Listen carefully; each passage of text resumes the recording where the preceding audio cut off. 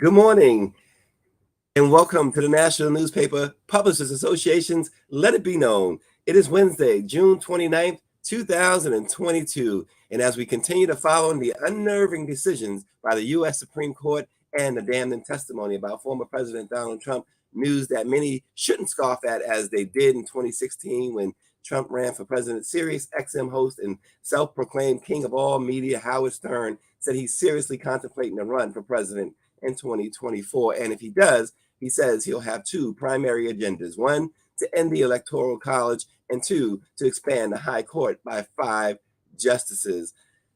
But we will be monitoring all of that and more as the developments come up in the days ahead. Today, however, new findings from a nationwide poll and focus group that explore the priorities and concerns of a key group of voters that are likely to help determine the 2020 midterms: Black women age 50 and over. The research highlights how older Black women plan to vote in November, as well as what they view as the country's top issues, including inflation, the economy, and the increasingly polarized political environment. We discuss all of that with Celinda Lake, the founder and president of Lake Research Partners, and Lisa Simpson, the Multicultural Engagement of Disparities and Equity Director at AARP. Good morning.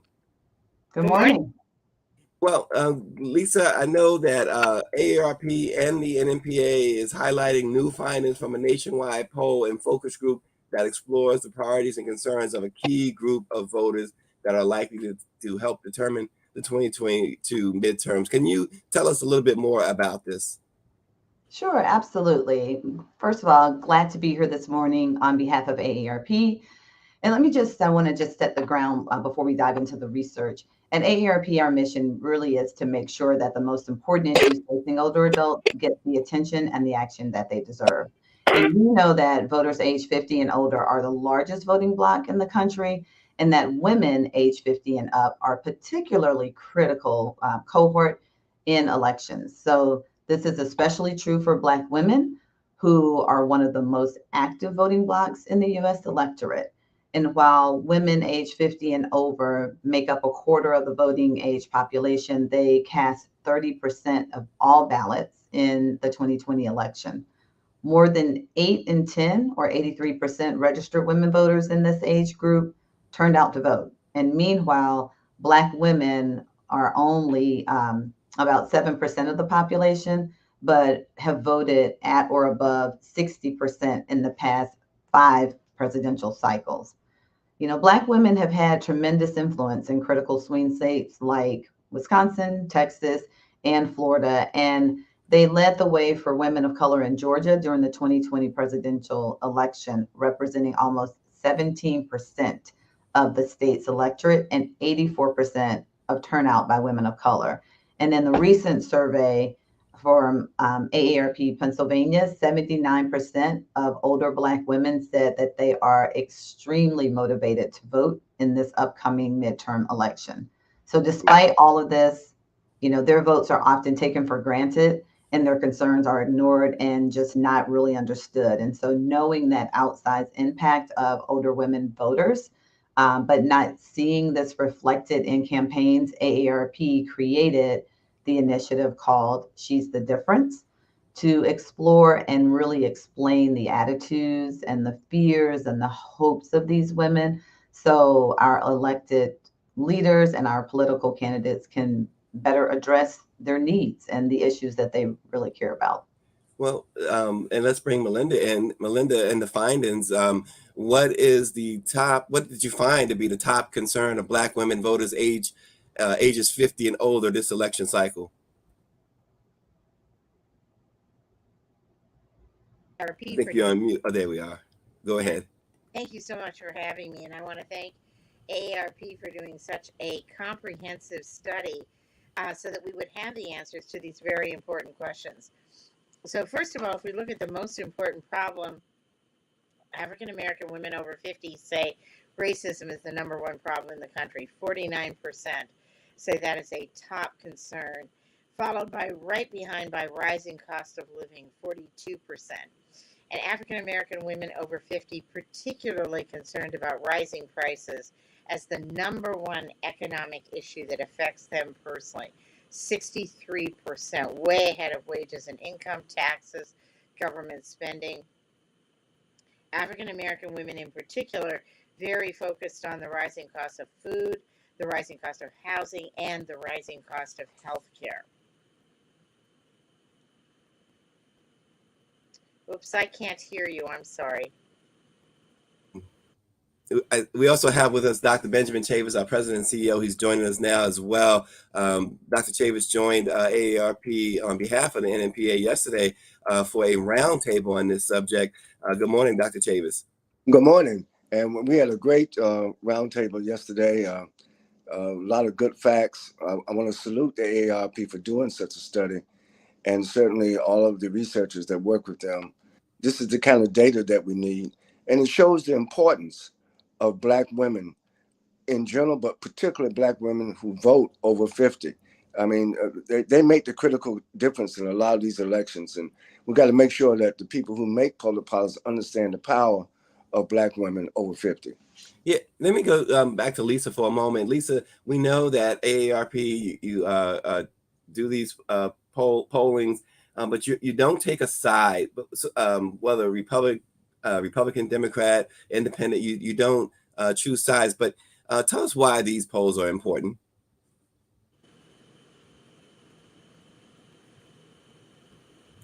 Lisa, you're muted. Okay, we're having some audio problems. Perhaps we'll come back to you on that, Lisa. Melinda, let me go back to you then. We know that historically, women ages 50 and older are high turnout voters, but Black women in particular have had some of the highest voter turnout rates in the country. Why do you think that is? And do you think political leaders and candidates take them for granted or pay enough attention to them given their power at the polls? Well, you are absolutely right. African American women make the critical difference in race after race. And really, whether we're talking about the 2019 races in Virginia, or the 2020 presidential races and gubernatorial and statewide races, Senate races, African American women made the difference. They will make a particular difference. The key swing vote in the 2022 election is women over 50. And African American women, as Lisa outlined, make up a disproportionate number of the key swing voters and the turnout voters. They do show up to vote. And at a time when a lot of other voters are discouraged and not showing up, they can make the difference. What's really interesting and really important is these women often felt invisible, actually, to politicians and to our society in general. And in the focus groups we did, which followed the survey, they said often that they are ignored, that they face not just gender discrimination, age discrimination, but racial discrimination as well. And when we asked them, what would you do? What would you like politicians to see? What would you like them to know if they could walk a couple of hours in your shoes? They said everything from, I'd like them to understand that I have a patent, that I have accomplishments, that I am resilient, that I have made it often on my own and in the support of my community and my family. They said they would like them to know of the caregiving responsibilities they have. 37% of African American women say they have a major caregiving responsibility in this cohort over 50. And they said, I'd like someone to come, I'd like a politician to ever have to come and give my mother a bath, or handle my disabled son, or my spouse who has cancer or a heart illness. Wow.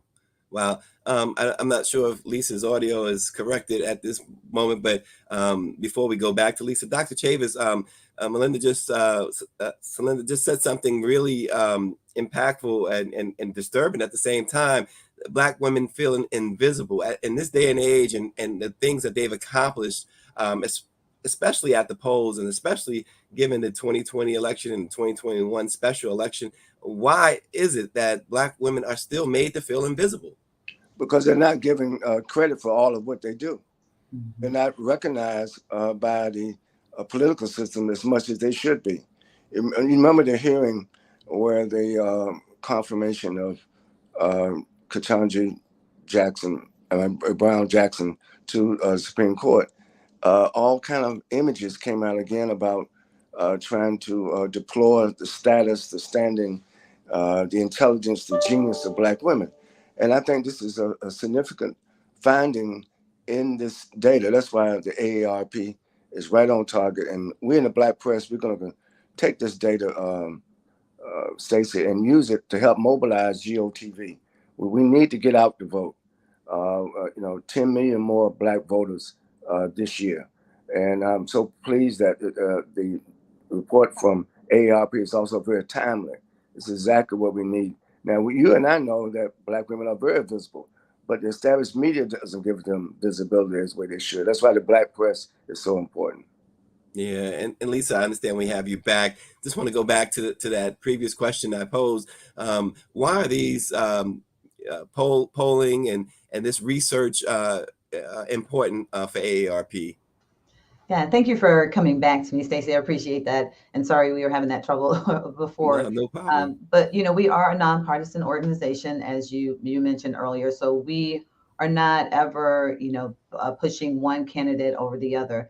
Really, what we care about most is what our members and what the community cares about. And we want to make sure at AARP that that their voices are heard. We don't want Black women or any other population to be feeling like they are invisible and that their voice isn't heard. And so we want to give voice to the voiceless, and we want to make sure that we are providing information that is accurate and timely, so that candidates will know that their constituents, what they care about, what motivates them, what has been a barrier.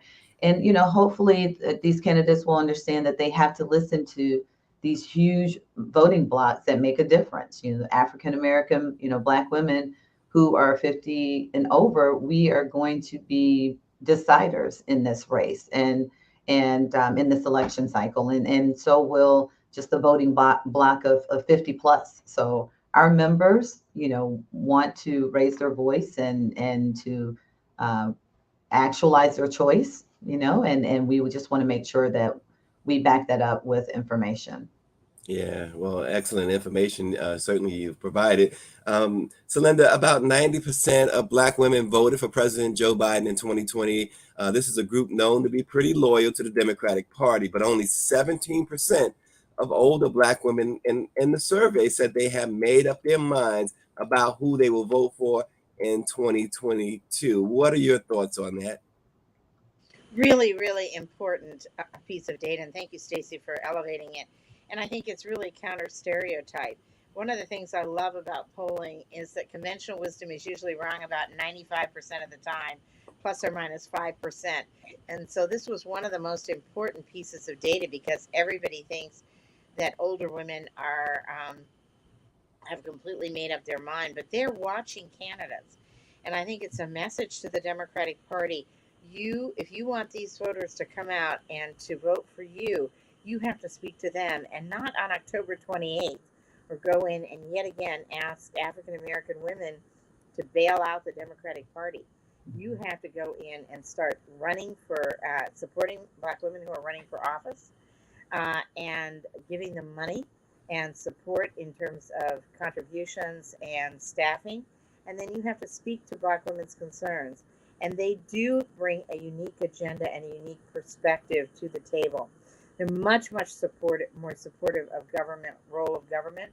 They're very informed about current events, and thanks to outlets like yours and shows like yours, Stacey. And they are more optimistic, actually, despite having had tremendous hardships in the last couple of years, and over a third having suffered major hardships economically or healthcare wise or COVID wise. They think that things are going to get better. They think the economy is serving them better than any other demographic group of women over 50. So they are resilient, they are tough, they are strong, they are making it on their own, but they expect their political system to be much more responsive. And Democrats and Republicans should be talking to them, going into their communities, seeing what their lives are like. Yeah, Dr. Chavis, Celinda mentioned being optimistic. I know that's a word you use a lot about the future, being optimistic. But really, have have we seen reasons that optimism will spill over and get people to do quote unquote what's right? Oh yeah, absolutely. First, we have the first Black woman as vice president of the United States of America. Let's not forget that. We have two Democratic senators from Georgia who defied speculation about the minority vote in Georgia. We have Black women candidates all over. The more Black women are running for office in 2022 than ever before. And like the AARP, the NNPA is nonpartisan, but we have to call it like we see it. And that is not only are Black women voting in record numbers, they're also voting and running for office in record numbers. And most of them are getting elected, not at the top of the ballot, but also at the lower ballot. And we've all seen how state legislatures, a lot of the public policy has moved to states.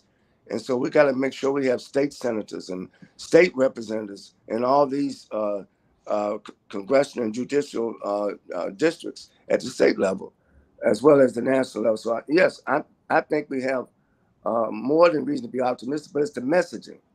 I think the established media puts out a message out there that is a fait accompli, that there's no need of voting. You know that other side is going to take over everything. And it's almost like voter suppression through messaging. And I think that what we have to do is, in our messaging, is to have the data like we got from the AARP, but also now voicing and amplifying the enthusiasm, the resilience, the fight back attitude of Black women is very important. Yeah. And Lisa, I know AARP puts out a whole lot of helpful tips on multiple topics. I get the magazine. When it comes to voting, we know that there are a lot of places where it makes it difficult for people to vote. Are you putting out information to kind of give those 50 and over a sort of guideposts on voting or how to vote, as far as where they, what they can and cannot do? Absolutely, Stacey. And I'm so happy that you asked that question. That is really the cornerstone of our voter education campaign this year. We want to make sure at AARP, we want to make sure that people know when, where, and how to vote. And so if you are looking for information, please go to our website at www.aarp.org/vote, and you can receive information regardless of where you live across the state. We have election state guides that will give you the details that you need for your state. And we have that both in English and in Spanish. Okay, that sounds great, Lisa. Going back to Celinda and this the survey that was taken, the political divisions in this country, as you know, Celinda, sometimes feels like they are reaching a boiling point. Some say they have reached a boiling point.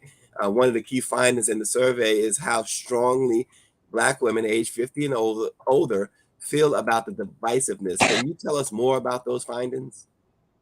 Yes, and it's really, really important. Black women feeling that after racism, rising prices, and COVID, the division in the country is one of the biggest problems that we're facing. That much of that division is rooted in racism and people deliberately dividing us for their own political ends. African American women over 50, very savvy. They've seen a lot, they know a lot. They are also giving their elected officials DNF ratings because they think that any two people in America can cooperate more than our elected officials are doing right now. And 80% give elected officials a D or an F rating on handling inflation, 77% on the wage gap between rich and poor, 76% a D and F on crime, 72% a D or F on race relations, and 70% a D or F on healthcare. This is a real call to action. African American women do participate. They voice their opinions. They turn out. They organize others. They are the influentials. They organize others in their family to turn out. They are the sources of information. And they are pretty unhappy with the way things are going and the amount of division that's keeping us at the state, local, and national level from getting things done.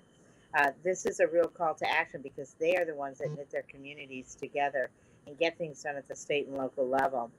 The other thing that we saw is they're very worried about the impact that division is going to have on future generations. And they spoke a lot in the focus group about their sons and grandsons being racially profiled and the fate of young Black men in today's society. So African American women are really understand the implications of the division and the degree to which this is being used and weaponized as a tactic, a political tactic in our country. They feel it's very, very detrimental. Wow, Celinda, you just you kind of answered my next question for you, and you did it in such a variety of a way. The concerns, the concerns of older Black women. I mean, you touched on it all: healthcare, the pandemic, the inflation, and we know those. You know, you go to the grocery store. You know, the price of a loaf of bread is so astronomical now. We think about the gas prices. So what you've described is just a wide range of concerns. Isn't it difficult to put or pick a primary concern? That's a really good question, Stacy. And African women in general have the ability to be worried about lots of things at once, and African American women really have the ability to be worried about lots of things at once. And they don't expect unrealistic solutions, but they expect that their elected officials to be doing something. And they want, for example, the president and their members of Congress, their governors and their state legislators, their mayors, to use every tool at their disposal to remedy problems and to remedy problems in an inclusive way in all neighborhoods, not just certain neighborhoods that may have more political clout or certain political persuasion or more money.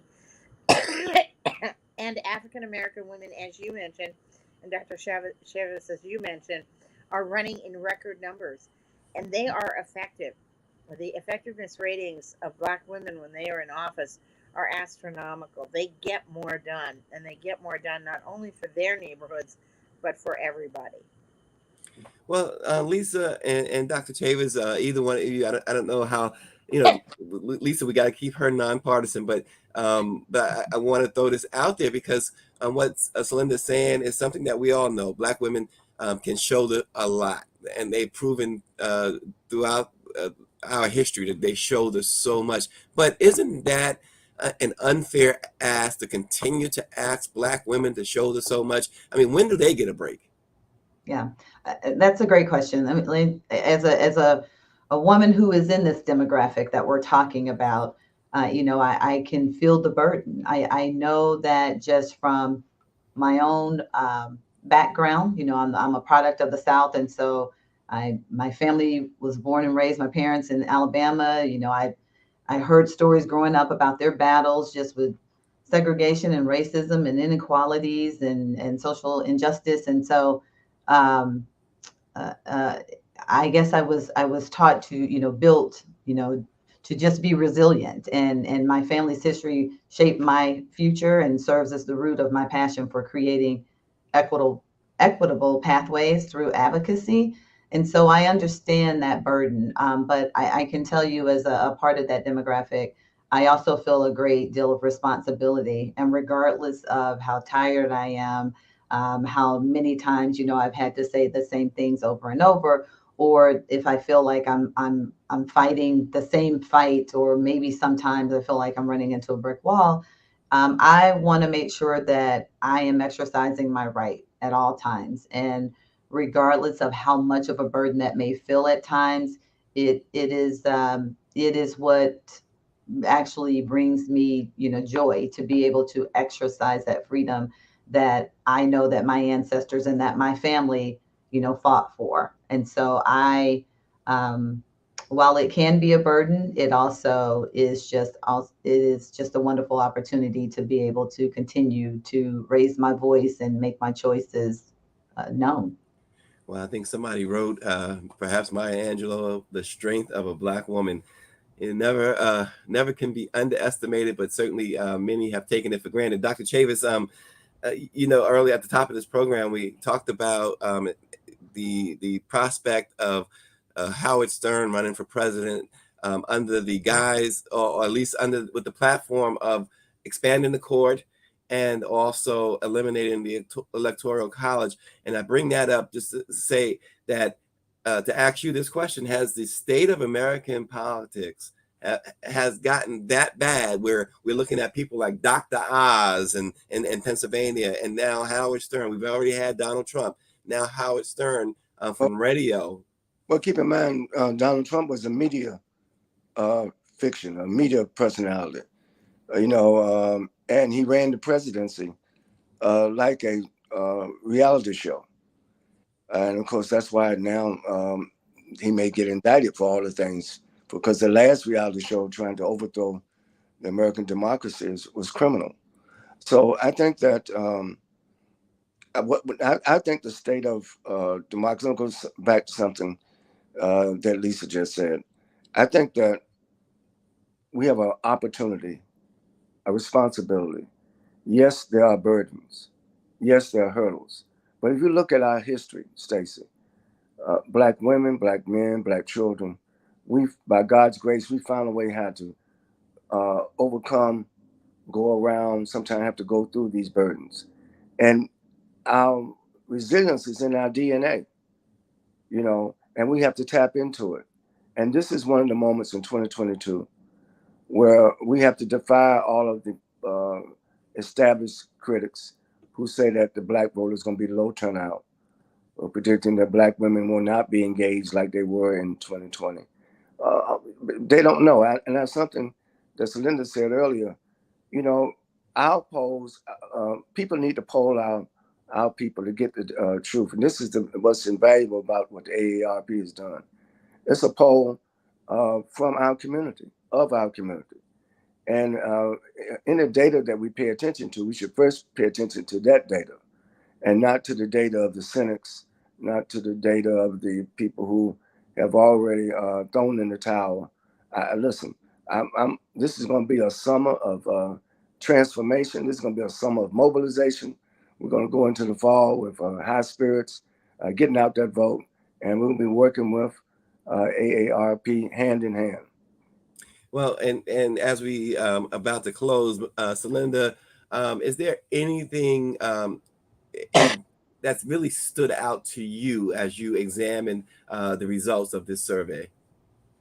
What really stood out to me, and Dr. Chavis, your comments and Lisa, your comments are so powerful, was the quantification of what you were talking about, that African American women with so much on their plate, with such clarity about what is going on, with their frustration at being discriminated against and seeming invisible to the political system, engaged at record high levels, and optimistic about the future.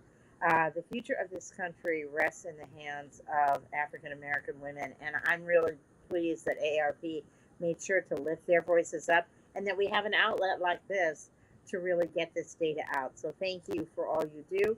And I would say to the politicians and the parties, beware the African American woman. She's powerful, and she has a voice she's going to use in November. Well, Celinda Lake, the founder and president of Lake Research Partners, and Lisa Simpson, Multicultural Engagement, Disparities and Equity Director at AARP. We thank you so much for joining Let It Be Known this morning, and continue to give us some great information to disseminate to the Black press of America and our many, many readers. And thanks to Dr. Chavis, our president and CEO. And thank you all for watching. We will see you tomorrow. Thank you so much.